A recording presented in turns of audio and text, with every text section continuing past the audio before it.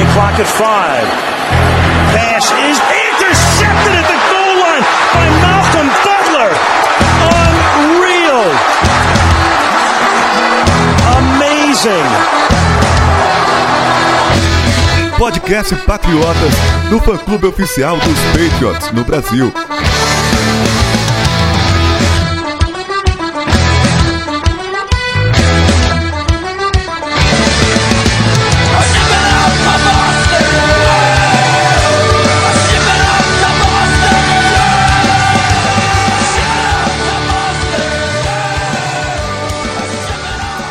Sejam todos bem-vindos ao podcast Patriotas número 159. Eu sou o Felipe Von Zuben e tem aqui comigo o Arthur Cunha. Olá, Felipe. Olá, ouvinte Patriotas. Só eu acho que já faz mais de um ano que os Patriots enfrentaram o Kansas City Chiefs. Demora, né, cara? 2 semanas que não vai, né? Fala aí, Sidney. Cara, é incrível, né? Esse Super Bowl são as 2 semanas mais longas do ano, né? Quando o time da gente tá classificado. E parece que cada dia demora mais a passar, porque o nervosismo vai aumentando, a ansiedade vai aumentando, aí vai ser difícil chegar vivo até domingo. Não, e aí chega domingo, tem aquele jogo desesperador que se você chegou vivo, você não termina vivo. Eu acho que quem passou da final da AFC contra os Chiefs tem grande chance de sobreviver ao Super Bowl. É isso aí. Bom, como a gente falou, podcast um pouquinho atrasado, a gente sabe, a gente teve um probleminha pra gravar, mas estamos aqui pra falar de Los Angeles Rams.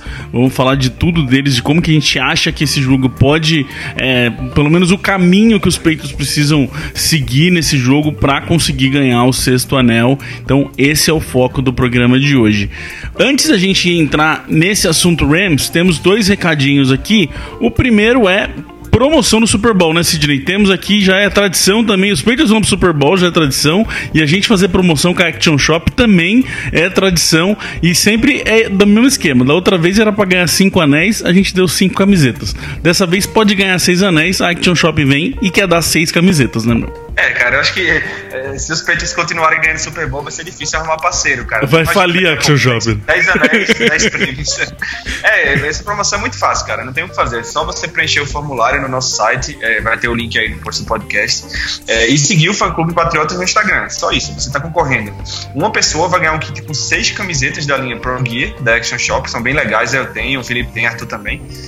E 5 pessoas vão ganhar R$50 de desconto em qualquer produto na loja virtual. E lembrando, Arthur, a Action Shop, parceiraça nossa, tem produtos da NFL, tem produtos Patriots, tem New Era e tem também, pra quem gosta de skate, essas coisas, é uma baita de uma loja online lá que tem produto pra caramba. Vale a pena dar uma visitada lá, né, meu? Sim, é um site que não fica restrito só ao futebol americano. Eles vendem outros tipos de roupa, como você falou, o skate também é um foco deles. Mas assim, a parte dos Patriots é fenomenal. Por que não é camisa básica com o logo da equipe? É camisa com dizeres, por exemplo, em Belichick We Trust, Brady the GOAT. Então assim, são camisas chamativas, são camisas criativas e que vale muito a pena comprar, ainda mais se receber de graça com essa nossa promoção, que é facinha de participar. Pois é, e pra ficar bem claro, não são 6 camisetas que eles escolheram. Vai ser como o Sidney falou bem, é da linha Pro Gear, que é essas mais legais aí, mais criativas, como o Arthur falou. Mas você que ganhar, escolhe quais 6 modelos que quer, qual tamanho que vai querer e vai receber na sua casa, beleza? Então, ó, link tá aí, entra lá, facinho, como o Sidney disse, preenche o formulário, segue nosso Instagram e torce pra ganhar o 6º anel e 6 camisetas junto com a gente aqui no Patriotas. Outro recadinho é sobre o nosso podcast Patriotas aqui, que finalmente conseguimos entrar no Deezer. Pra quem não sabe, o Deezer é como se fosse um Spotify, aí é um outro serviço de música. Tem, se eu não me engano, aqui no Brasil, quem tem TIM é liberado pra usar, e a gente sabe que tinha bastante gente que pedia pra entrar no Deezer. A gente tava tentando, mandamos, acho que junto quando a gente mandou pro Spotify, a gente mandou o pedido pra entrar no Deezer, mas tava enroscado o negócio. A gente foi lá, mandou e-mail pra eles, entrou em contato direto com eles ali pelo helpdesk deles lá, fizemos um puta de um rolo, pra falar a verdade, mas tá liberado agora o podcast Patriotas no Deezer. Então, Sidney, Deezer, Spotify, pelo nosso site, pelo podcast no iTunes, pra quem tem Android, qualquer agregador de podcast, no Google Podcasts também, que aliás muita gente fala que não acha mais lá, procura de novo Patriotas no Google Podcasts, que daí vocês acham o feed certinho lá. Não tem desculpa pra não ouvir podcast Patriotas, né, meu? Onde você olhar, vai estar lá o Podcast Patriotas. A gente sempre está tentando entrar no máximo de mídias possível. Então, se não tem toda essa ainda, é porque a gente ainda não teve tempo. Mas um dia a gente chega lá. E se tiver algum lugar que você quer ouvir e não tá ainda, acho difícil, mas se ainda tiver, avisa aí, manda aí que a gente tenta colocar, como o Sidney falou.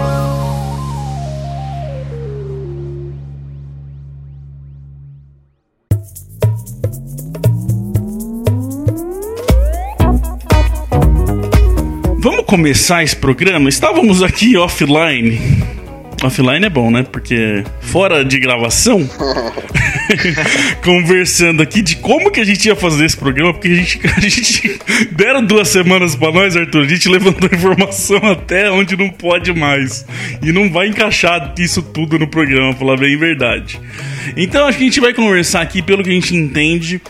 Estudamos bem esse Rams, pedaço por pedaço, pra gente tentar tanto descobrir aonde que eles podem se dar bem em cima da gente e aonde que a gente pode se dar bem em cima deles.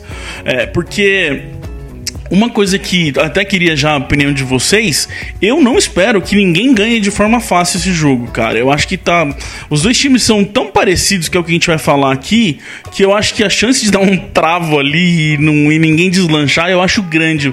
Não vejo ninguém ganhar de forma tranquila. O que você acha, Sidney? Eu acho que as equipes se equivalem. Eu não consigo ver um grande favorito assim. Cada uma tem seus pontos fortes e fracos. Uma tem dominância em áreas que a outra não tem, e vice-versa. Mas eu não consigo ver a ideia de um Super Bowl tranquilo para os Patriots. Se você olhar no histórico, a média de diferença de pontos nos Super Bowls que os Patriots jogaram é de 4 pontos, 4,25 pontos. Então, ou seja, nunca é um time que ganha por 3 touchdowns de vantagem. Então, assim, eu não acho que vai mudar isso.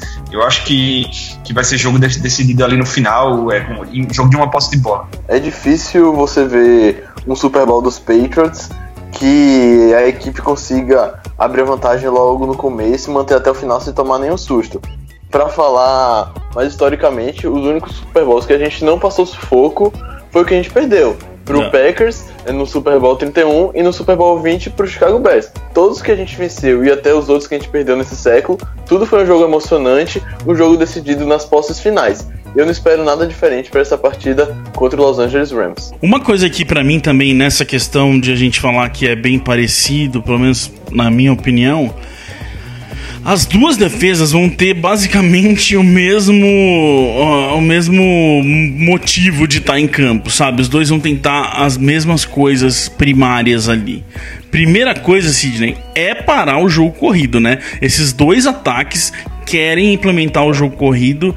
A gente viu muito isso contra os Chiefs, aquele primeiro tempo, corre, gasta tempo, faz drive de 8 minutos, deixa o outro ataque fora do campo, e os dois times dependem muito do jogo corrido para funcionar o resto do ataque.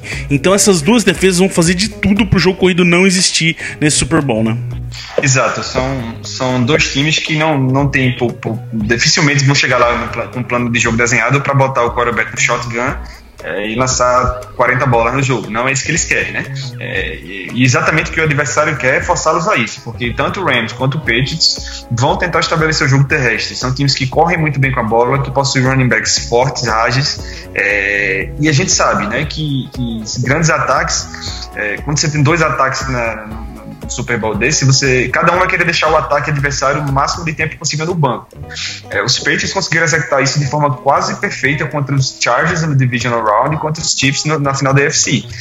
Dominaram o posse de bola, correram com a bola, então eles vão tentar fazer isso novamente e é tudo que o Belichick quer, né? Deixar o Jared Goff lá, o Todd Gurley no banco, gastar relógio e anotar pontos. E Arthur, eu vejo uma questão interessante aí, porque as duas defesas não foram incríveis contra o jogo corrido na temporada. Você que tá ouvindo a gente, torcedor dos Patriots, sabe melhor do que eu o quanto a gente sofreu, mas viu o quanto melhorou nos playoffs, como isso mudou. E no Rams também, né, cara? Eles tinham média de 5,1 jarda por corrida na temporada regular, que era a pior da NFL em jardas cedidas por corrida. E contra Dallas, contra o Elliott, cedeu 47 jardas. E contra o Saints, que tinha o Kamara, tinha o Ingram, cederam 47 jardas. Então, assim, são duas defesas que nesse quesito vinham ruim, tinha tudo pra ter um problema nesse jogo, mas melhoraram no playoff. E aí que fica, pros dois lados, qual defesa que vai estar em campo, né? A defesa que aprendeu a parar o jogo corrido ou a defesa que sofre muito, e se isso acontecer em qualquer um dos dois lados, pode decidir o jogo, né? Sim, perfeitamente. Como você bem disse, os dois times conseguiram evoluir de uma forma inesperada até nos playoffs. Foi a pior defesa contra a corrida da história da era Belichick nos Patriots, e quando chegou na pós-temporada, na hora do vamos ver, ela não sentiu a pressão e evoluiu de nível. E no Los Angeles, o que mais me impressionou é porque nos Patriots tudo bem, é um time com já experiência, já viveu momentos como esse. A maioria dos jogadores do elenco atual estavam no Super Bowl 52 contra o Eagles e uns também no Super Bowl contra o Atlanta Falcons, mas só que no Los Angeles Rams não. É um time novo, mas só que jogadores como Aaron Donald e o Su subiram de nível, principalmente nessa questão do jogo corrido, porque isso até é interessante. O Donald tem 20 sacks nessa temporada, 20 sacks e meio, mas só que nos playoffs não conseguiu nenhum. Mas só que em compensação, o jogo corrido, a defesa contra o jogo corrido de LA conseguiu subir de nível. Essa DL dos Rams, ela tem um problema, ela pode apresentar um problema sério para a linha ofensiva dos Patriots, tanto no jogo corrido como no passe, na minha opinião. Porque normalmente você joga contra times que tem um cara muito bom ali na DL e você faz o famoso double team, né? Você coloca 2 jogadores da sua OL para marcar aquele cara, deixa o resto no mano a mano e segura. Os Rams, eles têm 2 caras no interior que em tese demandariam um double team, que é o Aaron Donald e o Ndamukong Suh. Então é impossível você botar double team nos dois, porque também tem os defensive ends e linebackers para bloquear. E para piorar essa situação, os Rams, né, a defesa comandada pelo Wade Phillips, eles gostam de alinhar muito o Suh e o Donald meio que separados um do outro, né, naquilo que eles chamam de tree technique, que é tipo, eles ficam entre o center e o guard, entre o guard e o tackle. Então eles ficam isolados, o center do time adversário fica ali no meio, sem saber para onde vai, e mesmo que ele queira fazer um double team junto com um dos seus guards, ele tá longe do defensive tackle, então até isso dificulta. E uma coisa isso que você disse da marcação dupla no Donald é um negócio absurdo, assim. Ele teve marcação dupla em 61,4% dos snaps na temporada. E mesmo assim, ele foi o melhor pressionando na NFL. Não adianta pôr 2 caras nele que mesmo assim ele pressiona.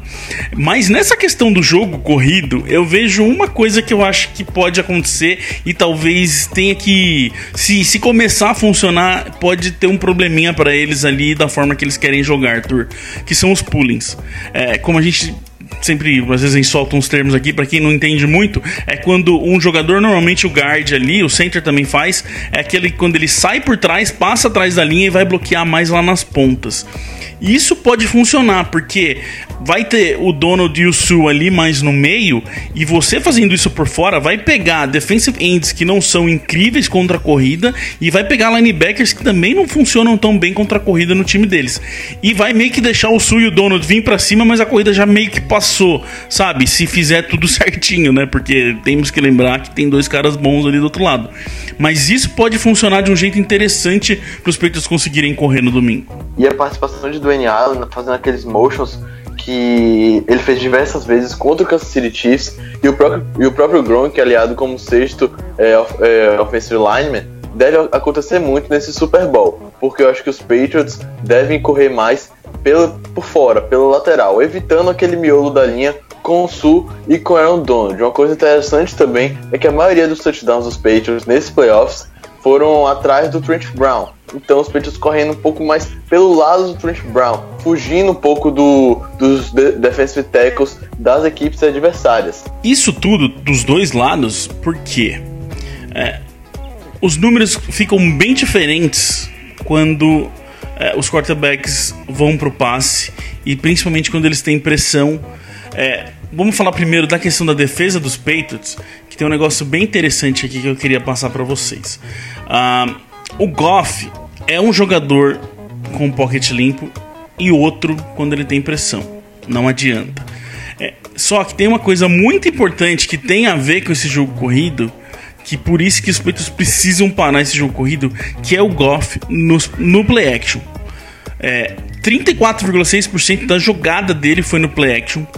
Ele foi o que mais usou jogada em play action na temporada. Pra você ter uma noção, ele teve 350 passes a mais do que o segundo QB que mais usou no play action. Então é absurdo o quanto eles fazem ali a base do Jared Goff é em cima do jogo corrido dos Rams ali, com o C.J. Anderson, com o Todd Gurley, para ele poder trabalhar esses passes. Então ele é o melhor em passe completo, em touchdown, em passes importantes na liga quando ele trabalha no play action.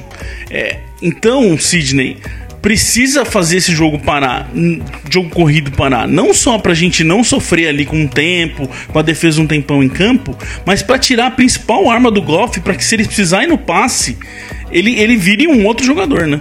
O play action ele tem duas coisas que são inerentes a ele, não tem como fugir. Uma, ele só funciona se funcionar o jogo terrestre. Duas, ele quando funciona, ele desacelera o pass rush, né? Porque se você tá correndo bem com a bola, o pass rush tem que esperar, não vai com tudo pra cima do quarterback para deixar buraco lá atrás. Isso acaba fazendo com que o quarterback tenha um pouquinho de tempo a mais quando ele vai pro play action. Se você não consegue correr com a bola, a DL não vai acreditar que vai ser corrida, né? Não adianta você fingir que vai entregar a bola pro running back. Quem lembrar daquela final da AFC em Denver em 2015, que eles pararam a corrida dos Patriots e às vezes até proibiram tentar alguns play action, mas você via que ninguém da DL de Denver acreditava, sabia que era passe. Então isso é fundamental, você tem que tirar esse jogo corrido dos Rams. É fácil fazer? Não é, porque eles têm o Todd Gurley, que é um dos melhores running backs da NFL, tem uma linha ofensiva que corre muito, que ajuda muito bem as corridas, mas isso é fundamental. Se você parar esse jogo terrestre, vai aumentar muito a dificuldade do Goff, né? O peso nas costas de ganhar o jogo vai todo para as costas dele, e não é isso que ele quer, eu tenho certeza. O jogo corrido, principalmente da OL dos Rams, é de um DNA bem ali do Shanahan, que todo mundo que saiu dele ali, que o McVay saiu dele, tem esse jeito de fazer a OL trabalhar, que é aquele bloqueio em zona da OL. Diferente da dos Patriots, por exemplo, que a gente falou agora há pouco aqui do pooling que você faz, você usa um jogador para ir lá pegar um cara específico e tal, você meio que desenha ela certinho para onde essa corrida vai acontecer. A corrida muitas das vezes dos Rams acontece como? A OL toda corre meio que em lateral, em paralelo assim, eles vão indo pro lado e eles todos vão fazendo o bloqueio. Aí o que acontece? O running back vem, acha quem que conseguiu ali ter o melhor bloqueio, entra e desce com tudo pra baixo. Principalmente o C.J. Anderson, que é um cara que é bem assim downhill, que ele pega, acha um buraco e vai. Então por isso que ele funciona muito bem com essa OL. Aí, Arthur, é uma coisa que a gente precisa tomar muito cuidado e se preparar muito bem e ter os caras ali funcionando muito bem. Por quê? Porque é um negócio que todo mundo vai ser bloqueado. Então os linebackers, Hightower, Van Noy, o próprio Simon, vai ter que trabalhar muito bem, e principalmente os defensive ends. Porque um jeito de você parar esse jeito de bloqueio da OL é o defensive end que tá na ponta onde essa OL tá vindo, conseguir travar ali e meio que gerar um problema ali de um trombar no outro, porque o resto também tá vindo correndo atrás deles. Então Trey Flowers, Claiborne, o Wise pode ser um problema, porque ele sempre sofre com corrida, ele é mais leve. Se ele não conseguir travar essa ponta da OL, aí a gente pode ter problema sim nesse jogo corrida, que é uma OL muito boa de Los Angeles, né? Não só uma OL muito boa, ela é a melhor da NFL abrindo buracos para corrida, segundo o Football Outsiders. Então é um grupo de alto padrão, o principal grupo de linha ofensiva que a gente vai enfrentar na temporada, e é isso que você falou, nossos linebackers, nossos defensive ends tem que estar muito atentos para a partida. E eu tenho até um pouco de medo, acho que nesse encaixe aí, nesse matchup, os Rams podem dar melhor, até porque a gente sabe que nosso grupo de linebackers não é essa Coca-Cola toda, apesar do Hightower ter voltado a jogar em alto nível nesses playoffs, ele atua mais na pressão, parando a corrida, ele ainda não é o mesmo. O Van Noy não consegue assumir essa posição de linebacker 1, e o Orlando Roberts vai ter que ter a partida da vida dele, vai ter que acertar o gap, vai ter que acertar as entradas, para aí sim a gente conseguir tackles for loss e conseguir parar os running backs de Los Angeles. Falando nos running backs de Los Angeles, aqui a gente tem outra questão interessante, porque o Todd Gurley, apesar de ter entrado muito em campo na partida contra o New Orleans Saints na final da Conferência Nacional, ele não tocou tanto na bola assim. C.J. Anderson liderou o time em carregadas e foi bem. E são dois estilos de running backs diferentes. Uma coisa que eu senti muito foi que o Saints estava com problema no meio da DL. Então eles aproveitaram o Gurley, porque o Gurley, até vai sair um texto nosso sobre isso, o Gurley corre basicamente todas as vezes no meio da linha. Então eles aproveitaram esse meio da OL com problema e usaram muito o Gurley para usar essa corrida dele atrás do center ali. E a gente pode ter problema sim, porque se Malcolm Brown não estiver bem, se o Adam Butler não estiver bem, isso também pode gerar esse buraco no meio. Então, temos que contar muito com o Lawrence Guy ali, que é um cara que trabalha muito bem na corrida, de ajudar o Shelton também, que é um cara grande e voltou bem. Esses dois caras vão ter que trabalhar muito bem para não acontecer essa corrida no meio. E como eu disse, o defensive end travar esse esquema de bloqueio da OL dos Rams.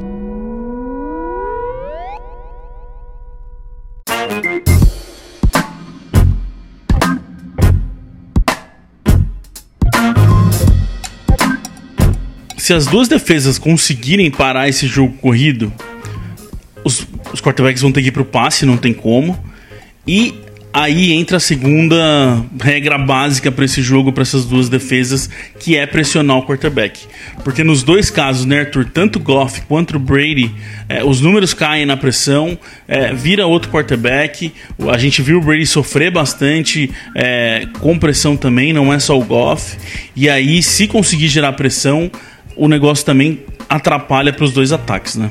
E pra mim, assim, a gente fala isso todo podcast, principalmente podcast Super Bowl, mas a chave da defesa adversária é conseguir pressionar o Tom Brady com 4 homens, não mandando blitz. Apesar de Brady não ter ido tão bem contra a blitz nessa temporada como ele foi anos anteriores, a fórmula continua sendo a mesma.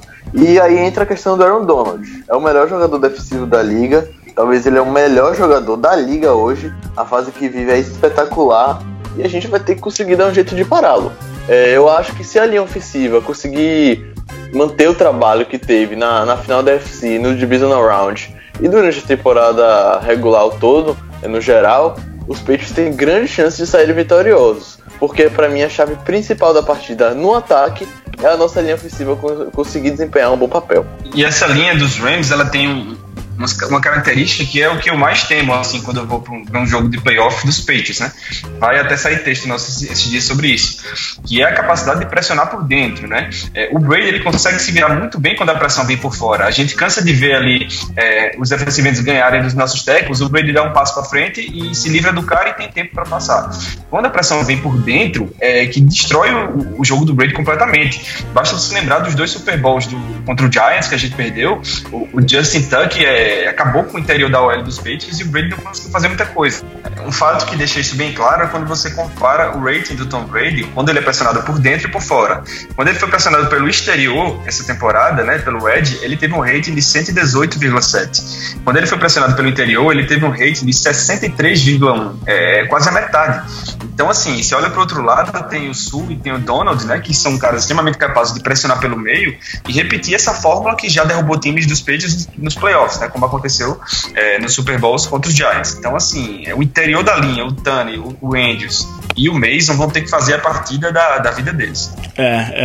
E o Brady tem a segunda pior temporada dele cometendo erros quando ele tá pressionado. Segunda, eu não achei, não fui a fundo pra pegar qual que é a pior, porque eu já me assustei a hora que eu li isso. Já não precisou mais. Mas é a segunda pior temporada dele cometendo erros. A gente viu, né? Por exemplo, aquele jogo contra o Steelers, aquele final daquela bola pra cima, o tanto de vezes que ele tá se jogando no chão quando ele sente a pressão. E é bem isso. Mais do que os tackles, são Donald, Sue contra os 3 ali do meio, como o Sidney falou. Do outro lado, a coisa também não é boa não, tá? Quando tem pressão. Pra vocês terem uma noção, o rating do Goff sem pressão é de 117,1.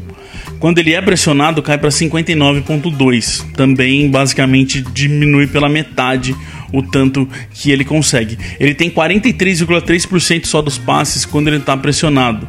Ele é o 32º de 38 quarterbacks na liga nessa porcentagem. E para mim, é claro que pressionar Brady sempre é uma chave, é uma forma para vencer partida, mas eu acho que pros Rams é até pior a gente conseguir pressionar Jared Goff do que eles conseguirem pressionar Tom Brady. Por quê? A gente tá falando de um quarterback que tá no seu 3º ano de liga, acho que seu 2º ano como titular, salvo engano, e que nunca vivenciou um momento como esse.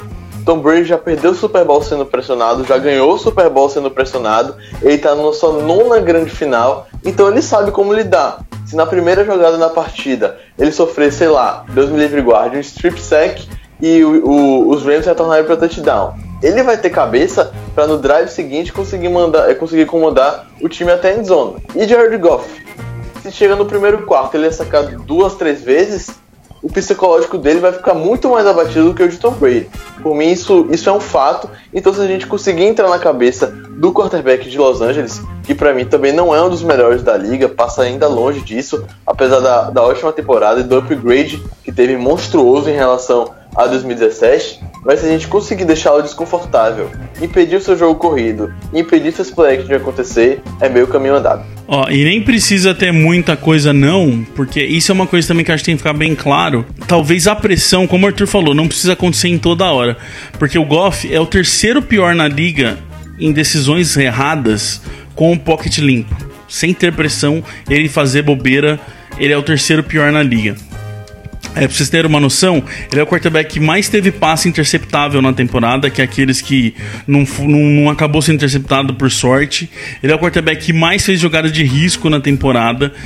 E assim, então a pressão ajuda, como a gente mostrou, cai bastante o número. Mas também, ele também se entra num buraco sozinho aí de vez em quando, né, Cid? Exatamente, e tem dois dados, tem mais um dado do Goff também que deve animar aí o torcedor dos Patriots, né? Além disso que o Felipe falou, de decisões erradas, né, de afobação, digamos, o Goff ele é um dos quarterbacks que mais segura a bola na temporada, ele é do tempo do snap até o tempo do passe, é um dos quarterbacks que mais demora para fazer isso. Então ele dá mais tempo em tese para a DL chegar. Por quê? Porque o ataque dos Rams, as rotas que eles normalmente desenvolvem são rotas que demoram um pouco mais para se estabelecerem. Então ele precisa segurar a bola um pouquinho mais do que os outros quarterbacks. Então isso, em tese, dá tempo para que a defesa chegue nele. Então vamos ver se a DL dos Patriots vai conseguir fazer o que fez nesses playoffs até aqui contra Chargers e Chiefs. E só mais uma notícia boa rapidinha em termos de pressão dos Patriots, é que o center dos Rams, o John Sullivan, ele foi o center que mais cedeu pressões em toda a temporada regular. Só ele cedeu 37 pressões em 16 jogos. Então, assim, olho no Adam Butler ali pelo meio, olho nos nossos linebackers quando atacam ali o center, porque com certeza os Patriots vão tentar explorar essa falha aí. Tem um negócio interessante aqui que o Hightower, a gente falou tão mal dele durante a temporada, e ele é um dos que subiu muito de evolução, evoluiu bastante, subiu muito de produção nos playoffs. Ele é agora o líder da liga em gerar pressão nos playoffs. O Hightower nos playoffs é o melhor jogador gerando pressão. O Van Noy também vem numa sequência muito boa. Então isso precisa acontecer. Pra você ter uma noção, foi 47,2% dos snaps que a gente mandou blitz nesses playoffs até agora, e desses 47%, 69,2% a gente conseguiu gerar pressão. Então normalmente quando manda blitz, a pressão acontece, e vai ter que ser desse jeito, não sei se tantas vezes assim, mas a maioria das vezes vai acontecer. O que pode influenciar a ele e deixar mais afobado ainda no pocket é se Todd Gurley não tiver 100%. Porque rolam esses rumores, Gurley sofreu ali no finzinho da temporada regular com lesões na partida contra o Saints, apesar do matchup favorável para CJ Anderson correndo pelo meio. É um pouco estranho não ter um dos melhores running backs da liga, provavelmente o melhor running back da liga, recebendo tantas carregadas na final de conferência. Então, assim, se o Gurley não estiver apto a jogar no mesmo nível que ele conseguiu no decorrer do ano, e Los Angeles preferir CJ Anderson, eles vão perder aquele running back para receber passes, porque Anderson é mais um power back, não tem tanta função no jogo aéreo. Já Todd Gurley não, ao contrário, ele é um jogador muito envolvido nas recepções e é uma válvula de escape para Jared Goff, assim como James White é para Brady. E isso é uma outra questão que também, por isso que eu falo que esses dois times são muito parecidos, que vai ser, se chegar, vamos seguir o nosso roteirinho aqui, se as defesas pararem a corrida, os quarterbacks forem pro passe, sofrerem pressão, vai cair o número dos dois. E pros dois tem uma carta na manga, aí vamos dizer, que é isso que você disse do passe no Gurley pros Rams e pros Patriots o passe dos running backs, porque daí você consegue soltar essa bola mais rápido, você consegue o running back receber essa bola para ele correr, e os dois times têm problema na defesa em parar o running back com os linebackers. Então assim, parece quase que um espelho da hora que a gente fala as coisas, porque é muito parecido dos dois lados. Aí pra mim, Sidney, como o Arthur lembrou aí que o CJ Anderson não é tanto de receber a bola, é mais com o Gurley, é aí que pra mim o ataque dos Patriots tem o maior diferencial, que é ter mais de um running back para receber essa bola, e de estilos diferentes também. Você tem, por exemplo, um Burkhead que quando tá lá não dá para saber o que vai acontecer, o Sonny Michel pode receber bola, o White recebendo bola. Então a gente tem 3 caras aí contra um, basicamente, do lado dos Rams, né? Exatamente. E principalmente, assim, são 3 caras capazes de fazer tudo isso, como você falou, e 2 deles deixam a defesa com a pulga atrás da orelha, se vai vir corrida ou passe, que é o White e o Burkhead, né? Então, assim, o Brady costuma mexer muito esses 2 caras, o Burkhead e o White, na linha de scrimmage. Os Patriots estão usando muito formações em que os 2 estão em campo ao mesmo tempo, então às vezes ele vai jogar um para lateral para ver se quem vai seguir ele é um corner ou um linebacker. Então, assim, dá para mexer e ver o matchup mais favorável. Então, assim, são 3 caras realmente capazes de movimentar esse ataque dos Patriots. O White está fazendo uma pós-temporada novamente absurda. Eu só tenho um probleminha que me incomoda nesse trio aí dos Patriots, é que a gente está vendo com o Michel um pouco do que a gente viu com o Blount há alguns anos, que ele meio que indica o que ele vai fazer, assim. Porque quando o Michel está em campo, em quase 70% das vezes é corrida com ele, 69,2%. Então, meio que a defesa não hesita se vai ser corrida ou passe, diferente do que acontece com o White e com o Burkhead. Então, a gente falou tanto aqui que o Michel é um cara que sabe receber passe, consegue correr rota, mas meio que o ataque dos Patriots, quando o Michel está em campo, ele meio que indica para o adversário que ele vai correr.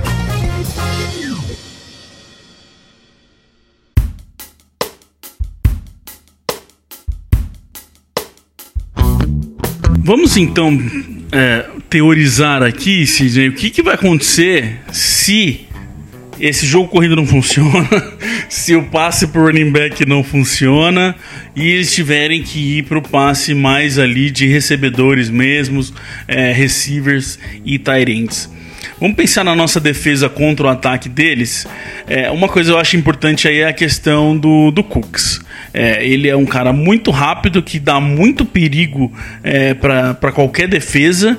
Mas tem uma questão interessante para mim, que eu tô bem curioso, que ele tava até o ano passado jogando com a gente.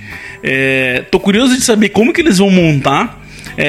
Se, por exemplo, se vai o Gilmore no Cooks ou não. Porque, por exemplo, os caras treinaram um ano inteiro juntos e o Gilmore pode muito bem falar: não dá, eu com o Cooks toda vez que ia no treino não funcionava. Eu não conseguia marcar o cara. Ou ao contrário, põe o Cooks em mim que eu sei como é que eu marco ele. E isso vai ter uma informação e uma inteligência interna ali que pode fazer diferença, né, meu? Sem dúvida que o Bill Belichick conhece tudo que tem para saber sobre o Brandon Cooks, né, pelo tempo que ele passou lá. Foi um ano apenas, mas certamente ele sabe todos os pontos fortes e fracos dele. Pensando nesses pontos, eu não acredito que o Gilmore vai ser o cara designado para marcar o Cooks por conta da questão da velocidade. Eu acho que vai ser um plano de jogo um pouco similar ao que a gente viu contra o Kansas City Chiefs, com o Tyreek Hill, né? O Tyreek Hill é um cara extremamente explosivo, inclusive mais rápido que o Brandon Cooks, mais perigoso com as bolas nas mãos, e não foi o Gilmore que ficou com ele, foi o Jonathan Jones com a ajuda do Devin McCourty. O Devin McCourty foi uma sombra do Tyreek Hill também, foi marcação dupla para tirar o Hill do jogo. Eu não sei se os Patriots vão focar tanta atenção no Cooks quanto tiveram no Hill, porque o Hill é o melhor jogador, na minha opinião. Mas certamente que vai ser um cara bem rápido, vai ter que marcar ele, e que vai ter um safety sempre de olho, se não tão descaradamente quanto foi contra o Tyreek Hill, mas vai ter sempre o McCourty ou o Duron Harmon ali de olho no Brandon Cooks, porque ele é um cara que tem velocidade para passar para as costas da secundária e conseguir grandes avanços. E tem uma questão que, principalmente contra o Cooks, que se a gente jogar, por exemplo, em zona com ele, é besteira. Ele tem a média de recepção dele quando ele tá no homem contra homem é de 52% dos passes. Quando ele tá na zona, ele é de 78%, a média sobe.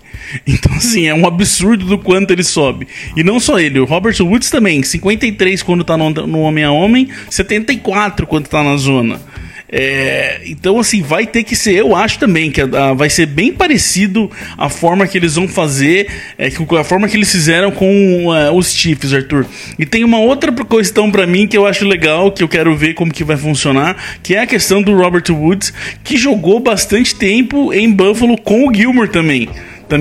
O Gilmore treinou também tanto com o Cooks quanto contra o Woods. E aí eu já vejo o Gilmore mais no Woods do que no Tyreek Hill, como o Sidney falou, muito pela velocidade. Eu acho o Gilmore muito melhor quando ele pega um cara que faz rota muito bem, por exemplo, do que quando ele pega um cara que é rápido, né? Acho que Gilmore também vai em cima do Robert Woods. O Woods passou das 1.200 jardas na temporada, teve 6 touchdowns também. É um jogador mais do Sammy Watkins, que foi o que Gilmore marcou contra o Kansas City Chiefs. Então também estou prevendo esse matchup. E uma coisa disso sobre Cooks que vocês mencionaram, apesar dele ter jogado nos Patriots no passado, o nosso grupo de cornerbacks, do que a gente tinha em 2017 para o que a gente vai ter hoje no Super Bowl, apenas o Jonathan Jones e o Gilmore são os mesmos, porque Malcolm Butler saiu, Eric Rowe está na Injury Reserve, e agora a gente tem J.C. Jackson como dupla de titular e Jason McCurry. Então, assim, Cooks não conhece tanto os cornerbacks de New England como Gilmore o conhece, como Jonathan Jones o conhece e como nossa comissão o conhece. Então acho que pode ser um pouquinho vantajoso para os Pets. E tem outro detalhe do Cooks também, é que com toda a qualidade que ele sabe que tem, a gente já viu aqui, inclusive pelos Patriots, ele não é o wide receiver mais físico da liga, né? Então tudo que você não pode fazer é deixar o Cooks ter um release livre da linha de scrimmage. Você tem que pressionar na linha de scrimmage, você tem que mexer na rota dele, não deixar ele ter conforto para correr a rota. Ele não é o cara mais forte do mundo, então vai sempre tem 5 jardas ali, aproveita 5 jardas, empurra o Cooks ali, faz ele ter dificuldade para sair da largada dele, digamos assim, somando isso, né? Se você dificulta a largada dele, o Goff segura muito a bola, aí dá tempo do pass rush chegar e você atrapalha que a rota dele seja bem desenvolvida. E foi muito o que eles tentaram fazer com o Tyreek Hill também. Até por isso da marcação dupla. Porque daí você pode, se caso o cara que vai fazer a pressão lá na frente erre, você tem um outro jogador ainda de olho nele. Então funciona bem. Agora, o que eu tô curioso também é uma coisa que eu acho que tem uma diferença boa aí do que a gente viu dos Rams, do que a gente viu dos Chiefs pro que a gente vai ver no Rams, que é a questão do resto da secundária. Eles colocaram o J.C. Jackson no tight end e eles liberaram o Chung para cuidar do running back e para ficar de olho se o Mahomes corresse. Aí a gente já não tem tanto no Goff. O Goff não traz esse perigo da corrida como o Mahomes trazia. Então acho que daí também já é uma questão mais tranquila. E vejo de novo o Chung ficar no Gurley, porque se deixar o Hightower, por exemplo, para marcar o Gurley, ferrou. Para sair e receber o passe. Então acho que vai ter uma questão parecida do que a gente viu, sendo que o Chung não precisa se preocupar tanto com uma corrida do quarterback. Ele vai poder ficar focado mais no running back.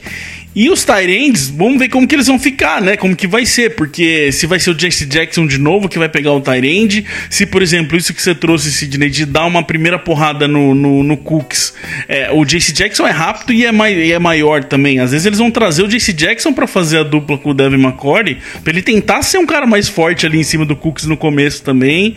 Essas coisas eu tô bem curioso de ver como que vai ser montado o resto dessa secundária. E nessa questão de zona e man coverage, eu acho que os Patriots vão jogar no homem a homem. É a formação que a gente mais utilizou no decorrer da temporada e não tem por que mudar para agora. Já o Los Angeles Rams foi um time que jogou mais em zona na segunda metade da temporada, e Bill Belichick até falou isso em entrevista. Confirmou que a equipe californiana jogou mais em zona, e aí eu já acho que pode ser outro ponto favorável pra gente. Então, enquanto a gente tinha jogo corrido bem parecido, jogo com o running back recebendo passe parecido, pressão parecida, agora já muda um pouquinho o panorama de lado, porque Brady enfrentando zona é muito perigoso.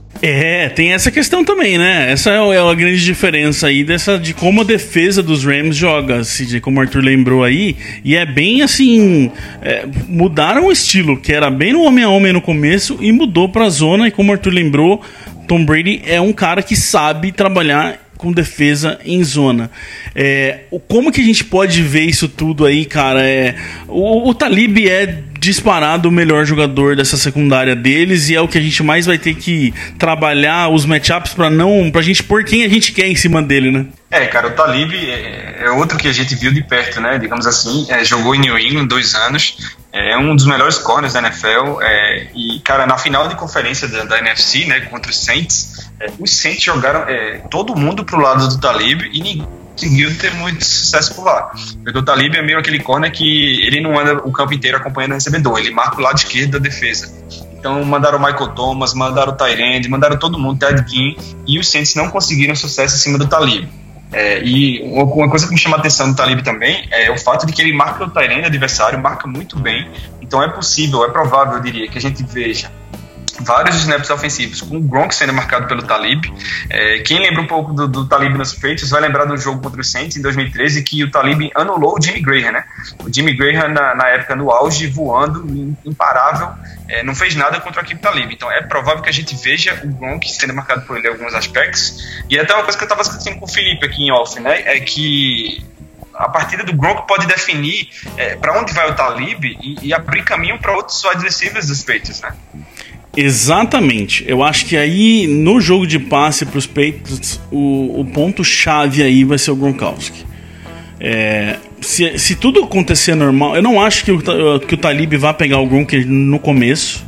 Acho que eles vão tentar descobrir qual Gronkowski que vai estar em campo. Então, assim, se o Gronk não fizer a diferença, eu vejo a gente sofrer um pouco mais. Porque daí, assim, o Hogan não tá fazendo nada, o Dorsett não tá fazendo nada, o Edelman vai ter que se virar do jeito dele e vai ter que ser muito em cima dos running backs, como a gente falou. Só que se o Gronk começar a jogar, Arthur, aí a gente volta no problema que a gente falou dos running backs recebendo bola. Eles não têm. Se eles não têm linebacker pra parar os running backs, quanto mais o Rob Gronkowski, que é um cara forte, que é um cara rápido, que é um cara ágil. Se o Gronk jogar nesse jogo, aí começa a atrapalhar a defesa deles, porque daí, como o Sidney disse, pode ser que eles tragam o Talib pra cima do Gronk. E aí o negócio começa a ficar bom pra tudo ali, né? As coisas começam, vira mais que ali uma bagunça ali na defesa, vai ter que começar a tirar a cara da onde eles queriam, e aí os matchups podem começar a ser um pouquinho diferentes. É isso mesmo, o Gronk fator chave, fator decisivo para esse Super Bowl, que pode ser a última partida da carreira dele. A gente já comentou sobre os rumores que rondam a possível aposentadoria de Gronkowski. Cada vez mais fortes. Mas o Media Day desconversou, falou que depois do Super Bowl vai tirar algumas semanas para pensar, mas só que hoje o que indica é que ele vai se aposentar depois do Super Bowl. E nada mais um cenário perfeito do que se aposentar conseguindo uma belíssima partida de Super Bowl. E eu torço de coração para que, se a gente vencer a partida, ele receba o prêmio de MVP depois de ter feito uma atuação sensacional no domingo. Então, assim, como você e o Cisne já comentaram, Gronk, fator decisivo, e até porque ele é um matchup que, mesmo se o Talib for para cima dele, Gronk leva vantagem, porque ele é muito mais alto e mais forte que o Aqib Talib. Também já se conhece, os dois rasgaram elogios um ao outro no Open Night. Então, assim, é aquele mismatch de sempre, mas resta saber qual Gronkowski entrará em campo, o que jogou quase nada na temporada regular de 2018 ou do restante de sua carreira. Mas eu não acho nem que o Gronk precisa ser o principal jogador desse jogo. O principal, eu digo, recebendo touchdown, recebendo um monte de passe, fazendo um monte de jarda. Não acho difícil acontecer, porque eu fui atrás desse Rams, Sidney, contra Travis Kelce e contra o Kittle. Eu queria ver o que eles fizeram contra essa defesa do Rams nesse ano. Eles jogaram uma vez contra o Kelce e 2 vezes contra o Kittle por serem da mesma divisão. O Kelce fez 129 jardas e 1 touchdown. O Kittle em um jogo fez 149 jardas e 1 touchdown, e no outro fez 98 jardas e 1 touchdown. Então a média desses dois caras contra essa defesa do Rams foi de 124 jardas por jogo e 1 touchdown por jogo. Então tem a questão do Gronk não precisar jogar tanto para aparecer, porque a gente viu aqui que eles sofrem mesmo contra o Tyrant. E tem a questão do Gronk começar a aparecer, trazerem o Talib e abrir a outra questão, e outro cara para abrir, que é muitas vezes aquele jogo que quem não tá acostumado tanto não percebe a importância do cara em campo, acha só que ele é importante quando ele recebe bola, né? Exatamente. Se começa o jogo, por exemplo, os Rams colocam, sei lá, um linebacker para marcar Gronk consegue umas 2 recepções para touchdown, vê que Brady está confortável lançando para ele, eles vão mudar. E mesmo que, como o Felipe falou, se botarem o Talib no Gronk e o Talib anular o resto do Gronk no restante da partida, mas o Hogan começar a pegar passe na sideline, o Dorsett, vale a pena, entendeu? É aquela história do famoso cobertor curto, né? Você descobre ali. Já vi isso em algum lugar, né? Já, alguém falou isso uma vez. Você não só é bom se você anotar 8 recepções para 120 yards e 2 touchdowns na partida, né? Isso até é uma coisa que se usa muito em conceito de rota, né? Toda jogada de passe muitas jogadas de passe tem alguém que está correndo uma rota, não é para receber um passe, é para deslocar um safety, para deslocar um linebacker. Então tudo tá interligado ali. E se o Gronk conseguir puxar o Talib para ele e fazer com que o Hogan e o Dorsett consigam ser efetivos na partida, pode valer muito a pena para os Patriots. E tem dois fatores aí que esse Gronkowski de 2018, que não fez nada aos olhos dos outros, me animam para esse jogo. Um é o fato de acharem que o Gronkowski não serve para mais nada. Isso é ótimo. Vai nessa, vai achando que você pode pôr qualquer um aí pra marcar o Gronk porque ele morreu já. É nessas que ele faz a diferença e é nessas que é um jogo só, como o Arthur falou. Se na cabeça dele ele já tá resolvido que é o último, vai saber o que esse Gronkowski vai apresentar, sendo que todo mundo acha que ele tá morto. E 2, se colocarem o Talib como a gente tá falando aqui nele, o que o Gronkowski tá fazendo no jogo corrido, o que o Gronkowski fez com o Justin Houston no último jogo, põe o Talib em cima dele. Põe. Vocês vão ver onde o Talib vai pra lá. O Talib vai pra lá na sideline de bloqueio do Gronkowski. Aí volta, e aí pode ser que o negócio inteiro volta pro começo que a gente falou. Numa bobeira dessa, de trazer 2, 3 passes que o Gronk recebe, põe o Talib em cima dele e começa a correr atrás do Gronkowski, por exemplo. Não dá pra saber, o Gronkowski tá bloqueando muito. E se vier o Talib, que é um corner pra cima dele, vai tomar bloco no jogo corrido. Não precisa nem receber passe mais. Corre pra cima dele todas as vezes que der. Então tem esses 2 fatores pra mim, eu tô adorando. Achar que o Gronk tá morto e colocar um cara mais leve pra cima dele na hora que tiver que correr.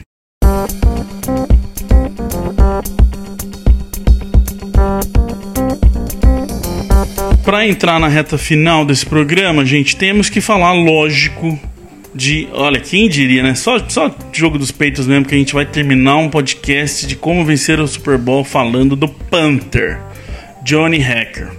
É um baita de um punter, né, Arthur? E tem que ficar preocupado com ele, não só pelos fakes que ele adora fazer, mas também pelo punter que ele é, né? O quanto ele coloca o time dele numa posição boa, o quanto ele ferra o ataque adversário na hora de começar a posição do campo. É um personagem aí que não pode deixar passar, né? Sim, claro. A gente tem até texto no site sobre isso.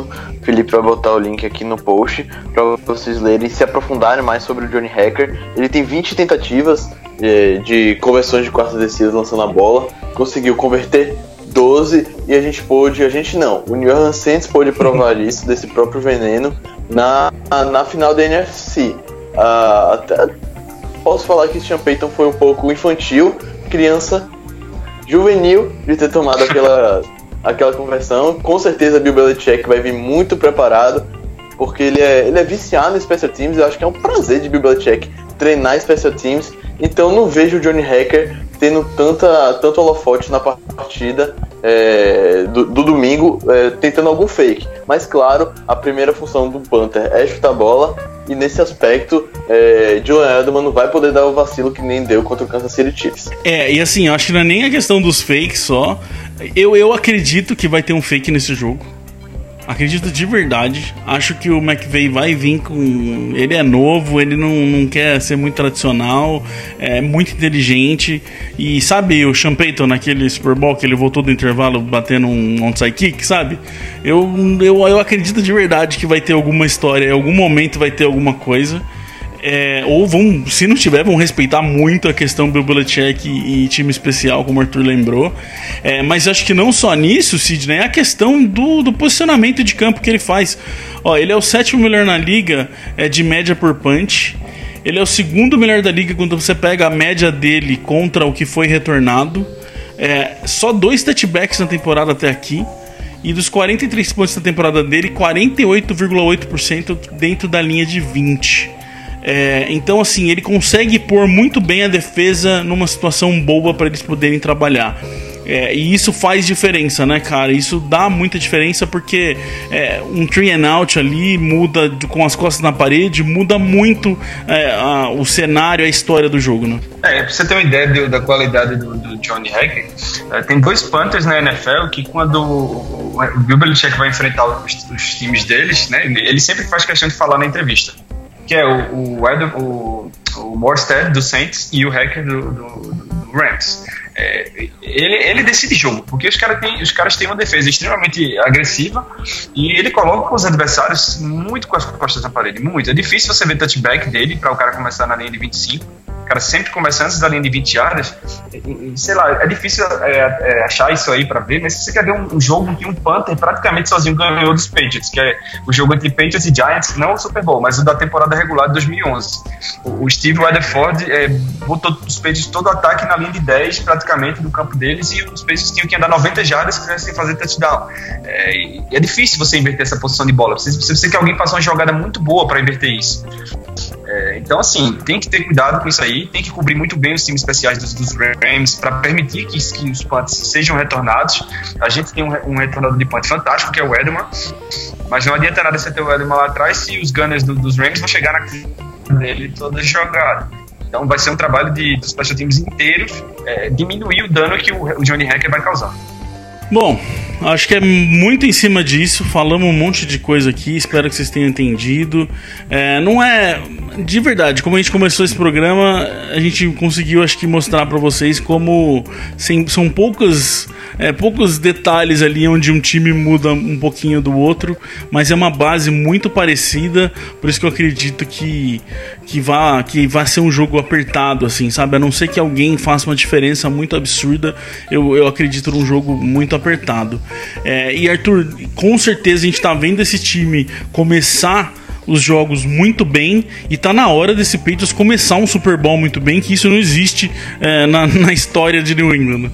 Não existe na era Belichick, pra ser específico. Os Patriots nunca marcaram um touchdown no primeiro quarto, desde que Bill Belichick assumiu o comando. A última vez que a franquia de New England conseguiu foi no Super Bowl contra o Green Bay Packers, aquele Super Bowl 31, que a gente foi derrotado, e isso precisa mudar. Isso precisa mudar porque começar o jogo já com o pé no acelerador foi um dos marcos dos Patriots nas playoffs. A gente começou assim contra o Chargers, começou assim contra o Kansas City Chiefs. Você começa ganhando o jogo, bota a pressão pro outro lado. Se o jogo corrido pode entrar na partida, porque se a gente começar perdendo por 2 posses de bola, por exemplo, Brady já vai partir pro shotgun e vai acabar a partida com mais de 50, quase 60 passes no jogo.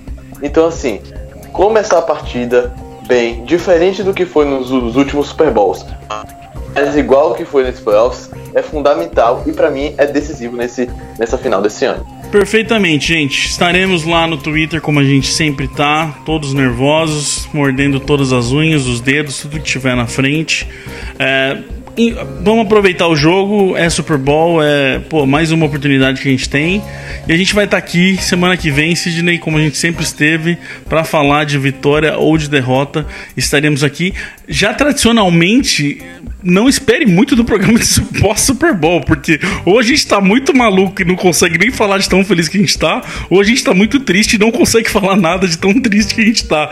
Então, normalmente o programa pós-Super Bowl não é o nossos melhores, né, cara? De um jeito ou de outro é extremo, né? Extremo da euforia e o extremo da decepção. Eu espero que semana que vem a gente esteja aqui para falar de título, né? Como a gente falou depois daquele Super Bowl contra os Falcons. Foi um prazer fazer aquele programa. Já ano passado a coisa foi bem diferente. Acho que do ano passado tem 15 minutos e ninguém quer falar nada, né? Cara, não tem o que falar, porque é difícil, cara.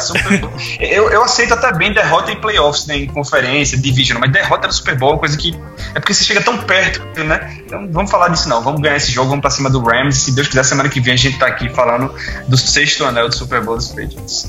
E só uma coisa, tomara que nesse ano não tenha nenhuma novela que nem teve a de Malcolm Butler no Super Bowl do ano passado, porque, meu Deus, eu não aguento passar uma off-season toda falando do mesmo assunto. O cara já tá pensando, isso que é experiência em cobrir um time, o cara já tá pensando, meu Deus, vai vir, eu vou estar semi de férias, mas tem que ficar falando do cara. Bom, gente, até semana que vem. Seja vencendo, seja perdendo, estaremos aqui como sempre. Boa sorte no domingo pra todo mundo. Não morram. Abraço. And the way that they play as a team, and will always be true to the red, white and blue, our New England American dream.